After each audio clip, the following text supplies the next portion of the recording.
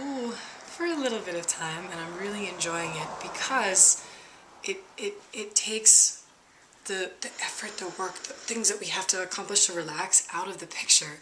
You have one person doing yoga and you have one person receiving a massage, and both people are feeling really good through every movement. So that idea of one person having to work and the other person relaxing, that kind of like contrast releases, and you can really sink down into this moment where both of you are really enjoying yourself in whatever you're doing, and then things open from there. You start to find different ways that your body part fits into their body part.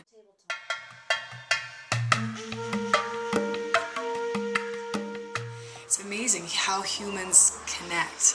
You can step out of the whole rat race world, I have to get ahead of that guy, and actually become human beings, which is what I love because I forget what it's like to be a human being, and this helps remind me, bring me back into a space of just breath, hearing the rhythm of the breathing, and just enjoying your life in a way that feels good.